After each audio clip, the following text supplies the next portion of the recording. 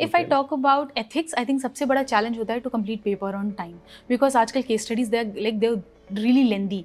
और उस वक्त पे क्या होता है कि जब 6 case studies back to back आपको अटेम्प्ट करनी होती है ना, you need to make sure कि you are not repeating that dilemmas again and again. जो आपने इधर डायलेमा लिखा है, ethical dilemma, you not repeating them again. Same values आप बार बार रिपीट नहीं कर रहे हो, सेम थ्योरीज आप रिपीट नहीं कर रहे हो।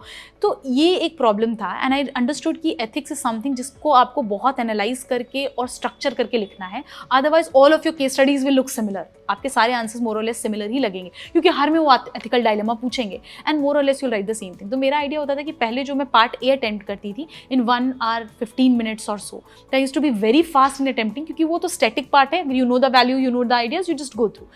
केस स्टडीज में इनोवेशन का थोड़ा स्कोप होता है, तो मेरा आइडिया होता था कि जो चीज़ें जैसे पीपल से कि start with stakeholder even if it's not asked. तो अब मेरा आइडिया ये है कि भाई टाइम पे पेपर कंप्लीट करना is more priority than trying to showcase your knowledge at times. तो अगर आपके पास टाइम है तो जो चीज़ नहीं पूछी है वो लिखो, टाइम नहीं है तो do not try to beautify your answers or try to stand out. Instead, you can do more value addition. You can give some time to thinking and structuring your answer properly.